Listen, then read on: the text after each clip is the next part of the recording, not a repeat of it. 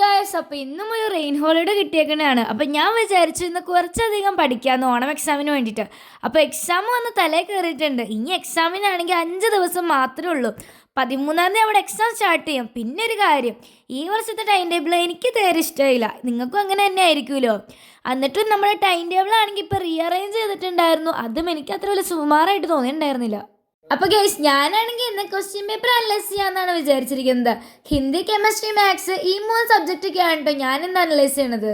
ഇനിയിപ്പോൾ എന്തായാലും എക്സാം ഒക്കെ അടുത്ത് തന്നെയാണ്. അപ്പോൾ ഞാൻ നിങ്ങൾക്ക് കുറച്ച് ടിപ്സും കാര്യങ്ങളും പറഞ്ഞുതരാം.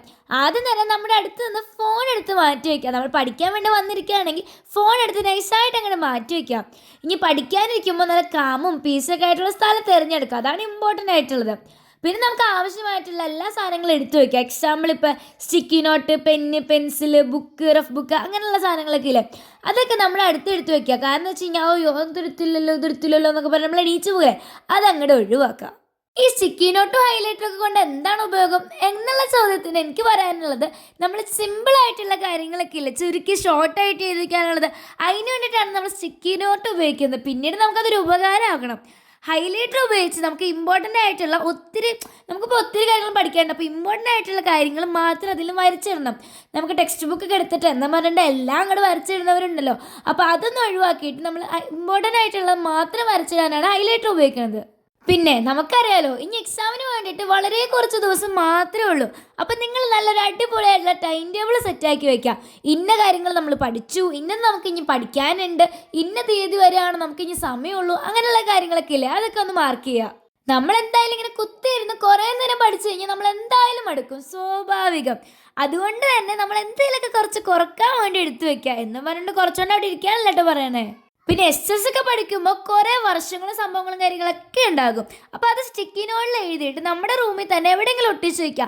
കയറുമ്പോഴും ഇറങ്ങുമ്പോഴൊക്കെ നമ്മളത് കാണുമ്പോൾ നമ്മുടെ മനസ്സിലത് പതിയും.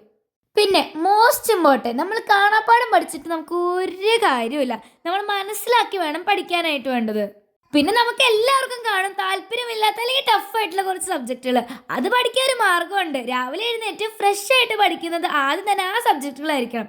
അപ്പോൾ അത് എളുപ്പത്തിൽ പഠിക്കാൻ സാധിക്കും. ഗൈസ്, നമ്മുടെ ബ്രെയിനിന് പീക്ക് ഫോക്കസ് ടൈം ഉണ്ട്. ആ സമയം നോക്കിയൊക്കെ നമ്മൾ പഠിക്കാൻ നോക്കണം. ഇപ്പോൾ ഒരു എക്സാമ്പിൾ, രാവിലെ 5 മണി മുതൽ 8 മണി വരെ പഠിക്കുന്ന ഒരു നല്ല ടൈമാണ്. ന്യൂ ടോപ്പിക്സും കാര്യങ്ങളൊക്കെ നമുക്ക് ആ ഒരു ടൈമിൽ ചർച്ച ചെയ്യാം. പിന്നെ നമുക്കറിയാം, മലയാളമൊക്കെ നമുക്ക് കാണാപ്പാഠം പഠിക്കേണ്ട ഒരു ആവശ്യമില്ല.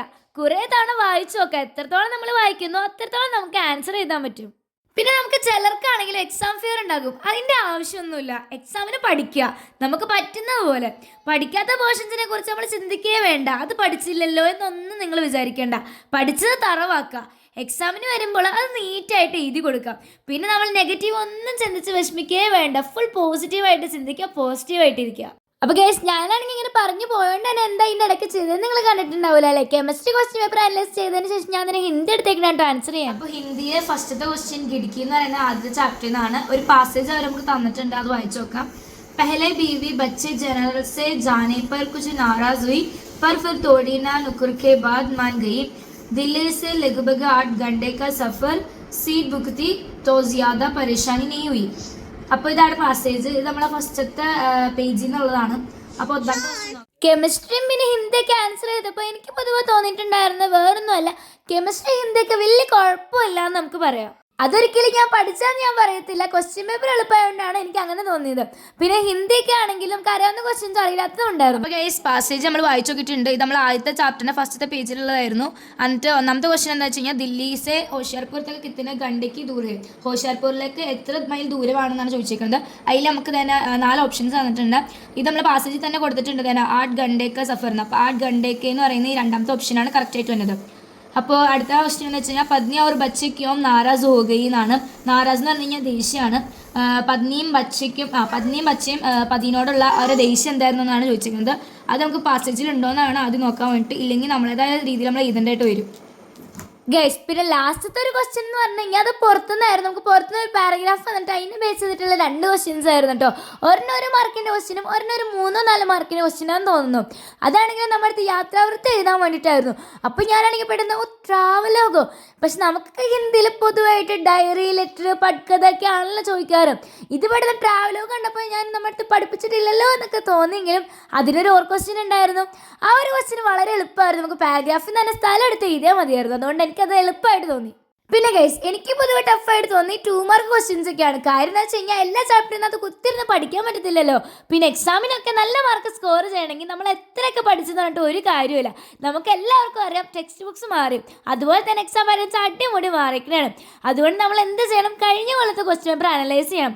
നമുക്ക് കുറച്ചെങ്കിലും ഭാഗ്യമുണ്ട്. കാരണം എന്ന് വെച്ച് കഴിഞ്ഞാൽ കഴിഞ്ഞ കൊല്ലത്തെ ക്വസ്റ്റ്യൻ പേപ്പർ കിട്ടും, പക്ഷെ കഴിഞ്ഞ പിള്ളേർക്കാണെങ്കിലോ അതുപോലും ഉണ്ടായിരുന്നില്ല. അപ്പോൾ അതെല്ലാം ഒന്ന് ഓർത്ത് വെക്കുക. അപ്പോൾ ഗൈസ് ഞാനാണെങ്കിൽ ഹിന്ദിയുടെയും കെമിസ്ട്രീൻ്റെയും മാത്സിൻ്റെയും ഫോട്ടോ കോപ്പി വാപ്പിനെ കൊണ്ട് എടുപ്പിച്ചിട്ടുണ്ട്. ഹിന്ദി ഉണ്ട്, കെമിസ്ട്രി ഉണ്ട്, പിന്നെ മാത്സിൻ്റെ 2 എക്സാം പേപ്പറും ഉണ്ട്.